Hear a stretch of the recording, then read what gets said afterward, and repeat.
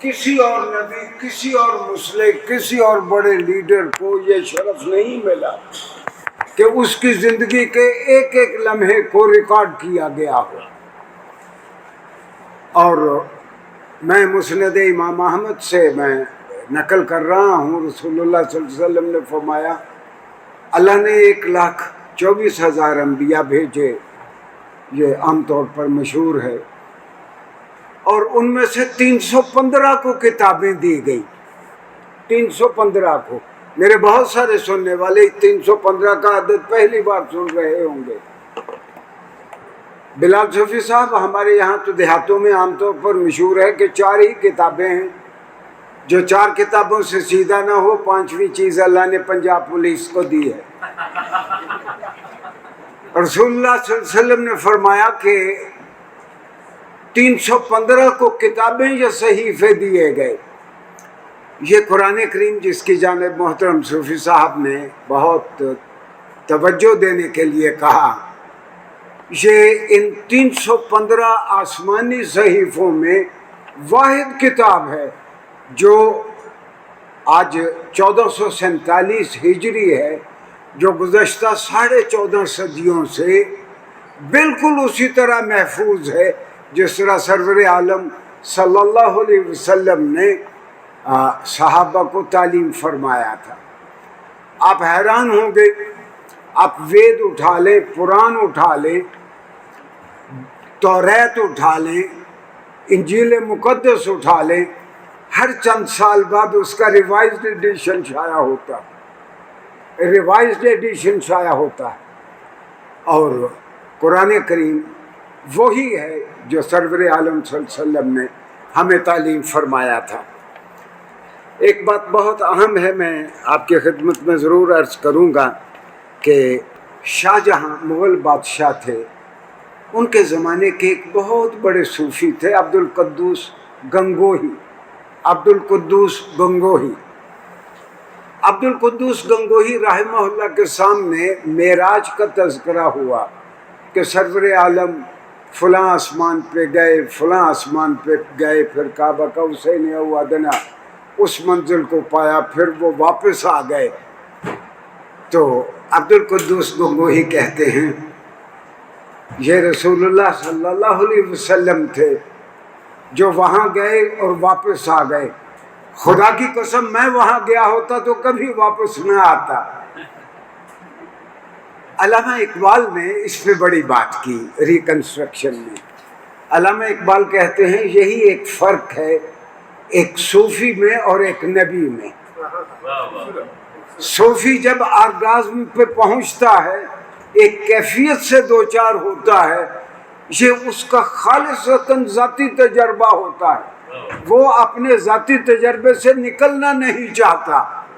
ہاں، نبی جب وہاں تک پہنچتا ہے تو وہ پھر واپس آ کے لوگوں کے محلوں میں رہتا ہے، لوگوں کے ساتھ معاملہ کرتا ہے، پھر وہ لوگوں کو بتاتا ہے کہ میں کس طرح تمہارے لیے ماڈل ہوں اور کس طرح ممکن ہے کہ تم میری پیروی کر سکو۔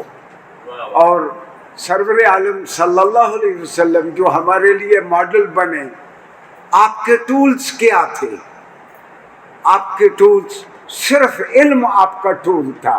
میں اس کی ایک مثال دیتا ہوں کہ مکہ مکرمہ میں رسول اللہ صلی اللہ علیہ وسلم کے 3 مراکز تھے جہاں لوگوں کو علم دیا جاتا تھا۔ پہلا تو دار ارقم تھا، آپ نے اکثر سنا ہوگا کہ رسول اللہ صلی اللہ علیہ وسلم دار ارقم میں بیٹھتے، لوگ آ کے آپ سے دین سیکھتے۔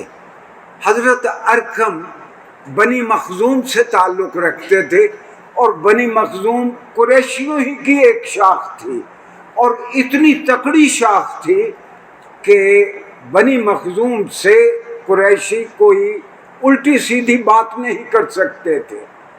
تو اس لیے رسول اللہ صلی اللہ علیہ وسلم نے دار ارقم کو اپنا مرکز بنایا مکہ مکرمہ میں، اور وہ جوان سال تھے حضرت ارقم۔ ایک تو ان کا گھر تھا، دوسرا مرکز خدیجہ بنت خویلد رضی اللہ عنہا، ان کا گھر دوسرا مرکز تھا جہاں دین سکھایا جاتا تھا، خاص طور پر خواتین کو۔ اور تیسرا مرکز سعید بن زید جو حضرت عمر رضی اللہ عنہ کے بہنوئی تھے ان کا گھر تھا. یہ 3 مرکز تھے مکہ مکرمہ میں. ہاں میں بھول نہ جاؤں، ایک بہت جلیل القدر صحابی ہے خباب بن ارت، وہ رسول اللہ صلی اللہ علیہ وسلم نے موبائل ٹیچر اپوائنٹ کیے ہوئے تھے.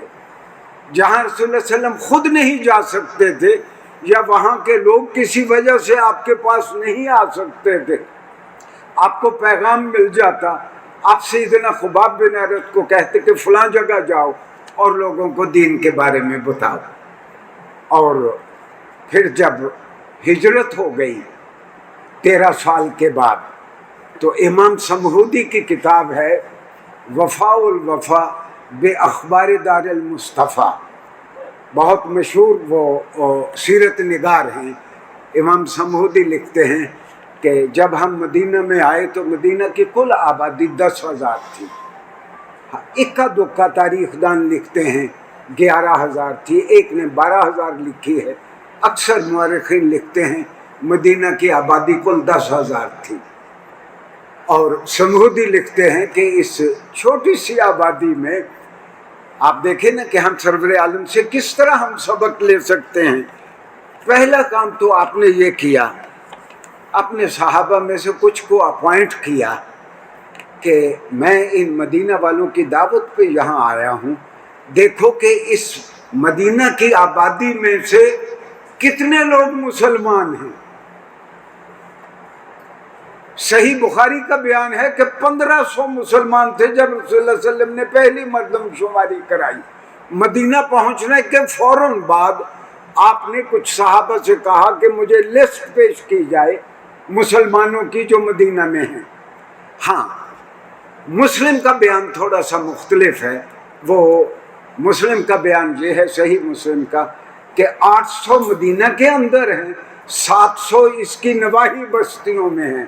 یعنی مسلم کا بھی یہی بیان ہے کہ 1500 مسلمان تھے مدینہ منورہ میں جب سرور عالم صلی اللہ علیہ وسلم نے ہجرت فرمائی، اور یہ پہلی مردم شماری تھی مسلمانوں کی. اور سرور عالم صلی اللہ علیہ وسلم نے ایک خدا شناس معاشرہ، ایک انسان دوست معاشرہ کیسے بنایا. میں اس کی صرف 2 چھوٹی چھوٹی مثالیں دیتا ہوں. ایک تو یہ کہ سرور عالم صلی اللہ علیہ وسلم نے 2 سوشو پولیٹیکل انسٹیٹیوشن قائم کیے. یہ مکہ میں بھی تھے، یہاں زیادہ وائبرنٹ تھے. سوشو پولیٹیکل انسٹیٹیوشنز، ایک کا نام تھا ارافہ، دوسرے کا نام تھا نقابہ. جب 10 آدمی مسلمان ہو جاتے تو ان میں سے جو سیانہ اور بہت پڑھا لکھا ہوتا آپ اس کو ان کا انچارج مقرر کر دیتے اور اس کو عریف کہا جاتا. جب 10 عریف اکٹھے ہو جاتے تو آپ ان پہ 100 آدمی کا انچارج ایک نقیب مقرر کر دیتے. بخاری شریف میں آپ کو کئی احادیث ملیں گی. مثال کے طور پر عن مصعب بن عمیر رضی اللہ عنہ احد النقباء، حضرت مصعب بن عمیر رضی اللہ عنہ سے روایت ہے جو نقیبوں میں سے ایک تھے. اور میں نے تاریخ میں پڑھا سیرت کی کتابوں میں کہ سیدنا عمر رضی اللہ عنہ کے زمانے میں پھر نقیبوں کو باقاعدہ تنخواہ دی جاتی تھی. نقیبوں کو باقاعدہ تنخواہ دی جاتی تھی. مجھے لگتا ہے جس طرح آج کا اسسٹنٹ کمشنر ہے یا ایڈیشنل کمشنر ہے، کوئی ایسے اختیارات بھی ان کے ساتھ تھے. یعنی نقیب کے ذمے تھا کہ رسول اللہ صلی اللہ علیہ وسلم کے زمانے میں جو وحی اتری ہے وہ زیر نگی لوگوں کو ضرور بتائے، اور آپ کے بعد جو اوپر سے احکامات آتے ہیں مرکز سے وہ لوگوں کو بتائے. دوسرا، ہائر ویلیوز سے آگاہ کر کے خدا شناس معاشرہ، کیئرنگ سوسائٹی کیسے بنتی ہے، اچھے کام کون سے ہیں. اور تیسرا فریضہ ان نقیبوں کا یہ تھا کہ لوگوں کو بتائے کہ حلال رزق کمانے کے کیا کیا طریقے ہیں. یہ سرور عالم صلی اللہ علیہ وسلم نے جو 2 سوشو پولیٹیکل انسٹیٹیوشنز قائم کیے، اور آپ نے ماحول کو کیسے پاکیزہ بنایا. خاص طور پر مجھے ایک بات سوجھی جناب صوفی صاحب کو دیکھ کے کہ سیدنا علی کرم اللہ وجہہ کریم نے 8 سال کی عمر میں اسلام قبول کیا، 13 سال گزرے تو 21 سال کی عمر میں تقریباً 20.5 سال 21 سال کی عمر میں آپ مدینہ تشریف لائے۔ 7 سال کے بعد یمن فتح ہو گیا اور معاذ بن جبل کو رسول اللہ صلی اللہ علیہ وسلم نے وہاں کا گورنر بنایا، سیدنا علی کو بلایا، اور سیدنا علی اس وقت 28-29 سال کے تھے۔ انہوں نے بلایا سیدنا علی کو کہ میں تمہیں یمن کا گورنر، میں تمہیں یمن کا قاضی مقرر کرتا ہوں۔ یہ جوان سال سیدنا علی کرم اللہ وجہ الکریم جو بعد میں بہت بڑے جج ثابت ہوئے، رسول اللہ صلی اللہ علیہ وسلم سے اس حوالے عمر میں 28 سال کی عمر میں 29 سال کی عمر میں کہتے ہیں یا رسول اللہ میں نے تو کبھی فیصلہ نہیں کیا، میں کس طرح فیصلہ کروں گا؟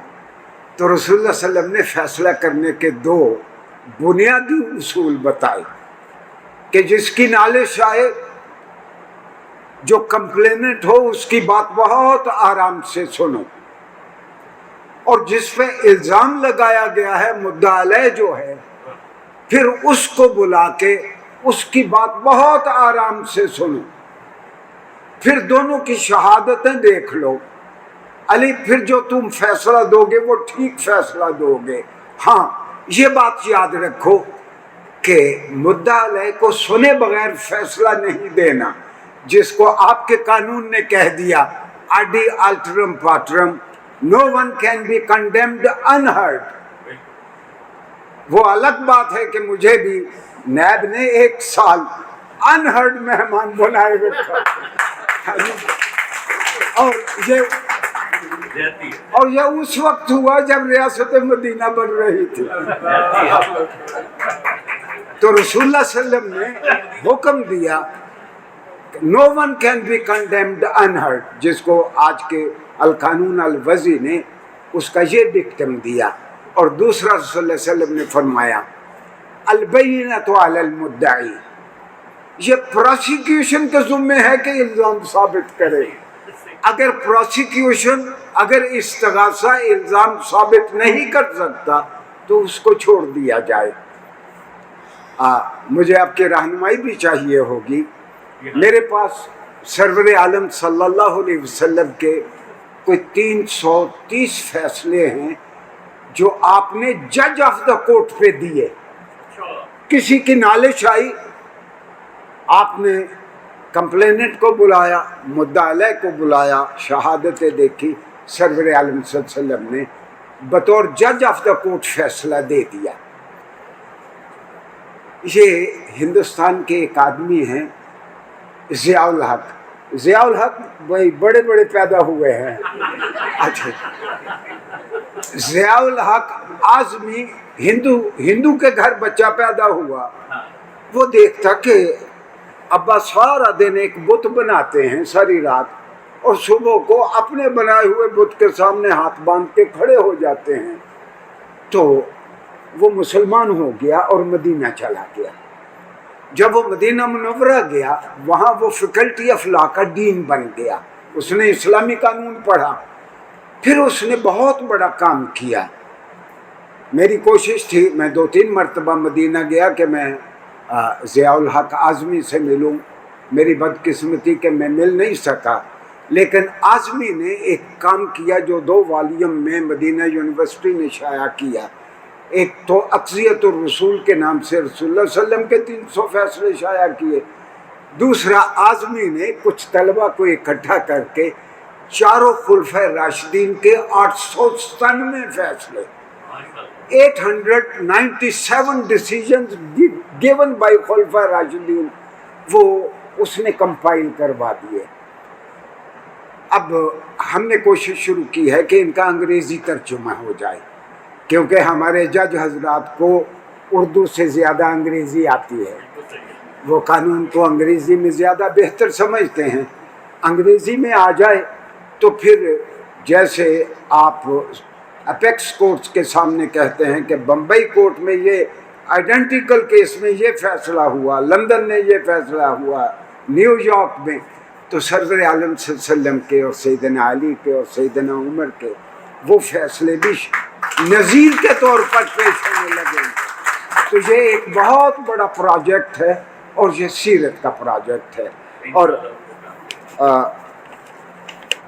آپ اشارہ کر دیا کرتے ہیں اگر کوئی زیادہ وقت لے تو. اور آخری بات میں یہ کہوں گا سرور عالم صلی اللہ علیہ وسلم نے صحابہ سے کہا مدینہ میں جتنے لوگ مکہ سے آئے تھے بالعموم تاجر تھے، مدینہ کے لوگ کاشتکار تھے. آپ نے مسجد نبوی کے باہر ایک بہت بڑی مارکیٹ بنوا دی. یہودی کیا کرتے تھے؟ باہر سے مال لاتے تھے، کسی مقامی یہودی کے پاس ٹھہرتے، اس کے ساتھ ساز باز کرتے. مثال کے طور پر ایک چیز کی قیمت 100 روپیہ بنتی ہے تو وہ اپنے میزبان کو کہتے کل ہم اس کو 200 میں بیچیں گے، 50 تیرے اور 50 میرے. یہ یہودی کرتے. اور رسول اللہ علیہ وسلم کو اس کا پتہ تھا. آپ نے مسلمانوں سے کہا کہ جو مال باہر سے آئے تھوڑے سے منافع پہ بیچ دو. اور مسلمان 1.5 سال کے اندر مدینہ کی پوری مارکیٹ مسلمانوں کے ہاتھ میں آ گئی. اس کے علاوہ ایک کام آپ نے اور کیا. ایک یہودی تھا، اس کا نام تھا ابو رافع، بہت بڑا سٹاکسٹ تھا.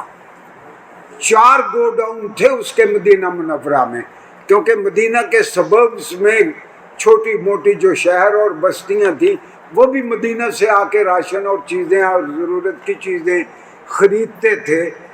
تو وہ سٹاکس اپنے پیسے کے زور پہ سارا مال خرید کے وہاں رکھ لیتا، اور اس کے بعد جب لوگوں کی چیخیں نکلتی تو من چاہی قیمت پہ لوگوں سے وہ ریٹ مقرر کرتا اور وہ پیسے لیتا.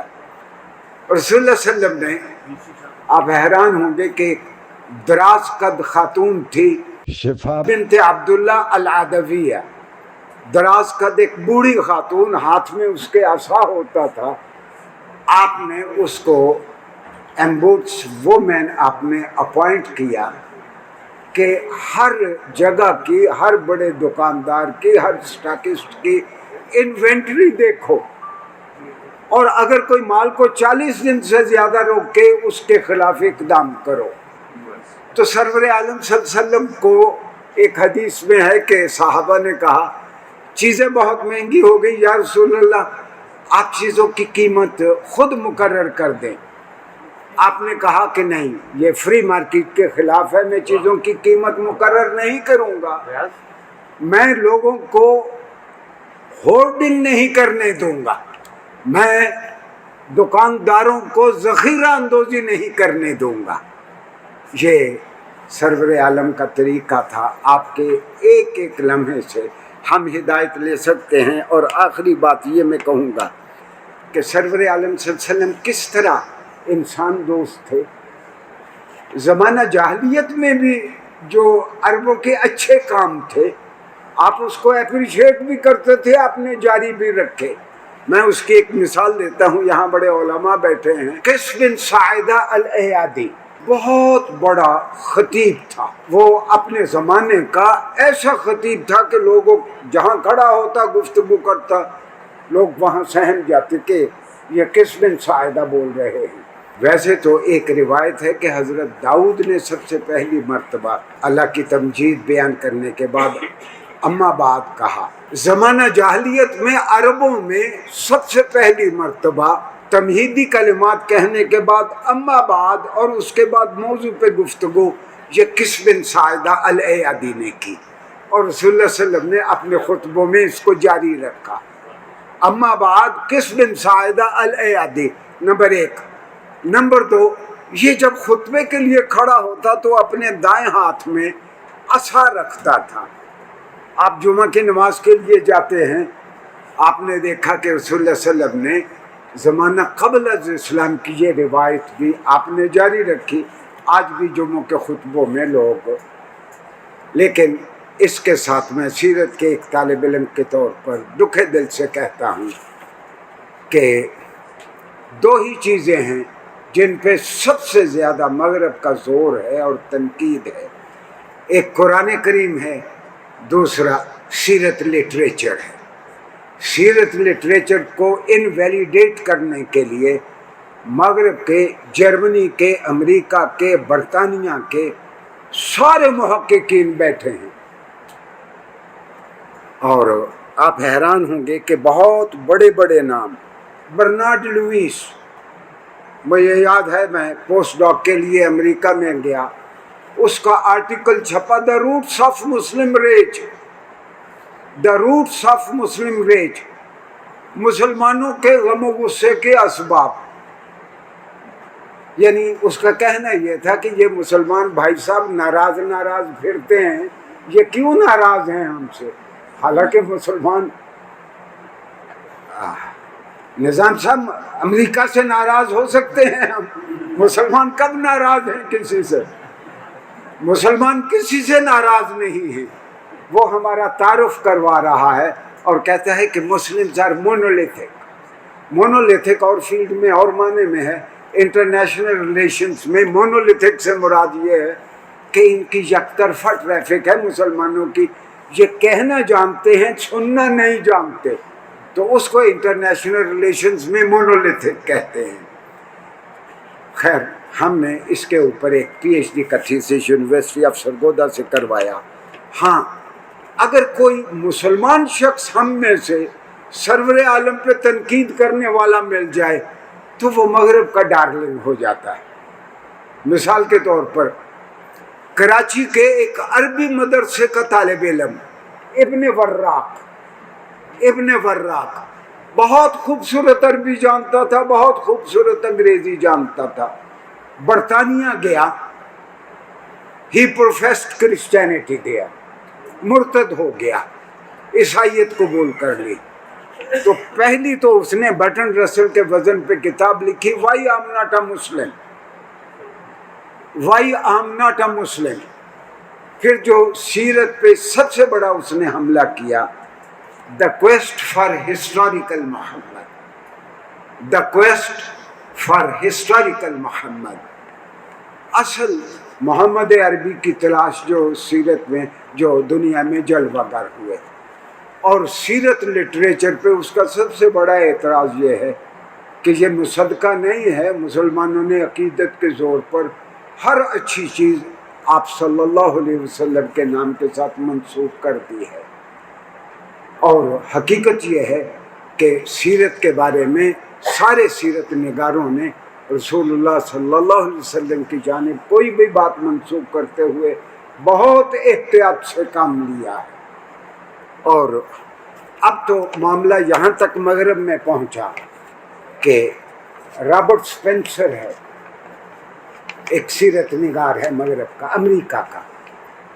पिछले दिनों में उसकी किताब आई, डिड मोहम्मद एग्जिस्ट, अस्तगफिरुल्लाह, कि डिड मोहम्मद एग्जिस्ट, क्या मोहम्मद अरबी कभी को दुनिया में आए भी थे, या मुसलमानों ने एक देवमालाई शख्सियत अज खुद फर्ज करके सारे अखलाकी महासन उनके नाम मंसूब कर दिए हैं। अल्हम्दुलिल्लाह अंग्रेजी में मैंने और सीरत के एक स्टूडेंट ने इसका जवाब लिखा और पंजाब यूनिवर्सिटी ने उसको शाया किया। मेरे साथ एक तालिब इल्म था। कहना मैं ये चाहता हूँ कि इल्म का जवाब इल्म से मुमकिन है, नाराबाजी से मुमकिन नहीं है। इल्म का जवाब आप अपने सोर्सेस को मद्देनज़र रखकर, आप तारीख़ी हक़ाइक़ को पेश नज़र रख कर देंगे, तब दुनिया उसको देखेगी और पढ़ेगी। और यही एक पढ़े लिखे लोगों का तरीका है। मैं आपका बहुत शुक्रगुज़ार हूँ कि आपने बहुत तहम्मुल से मेरी बिखरी बिखरी बातों को सुना। शुक्रिया।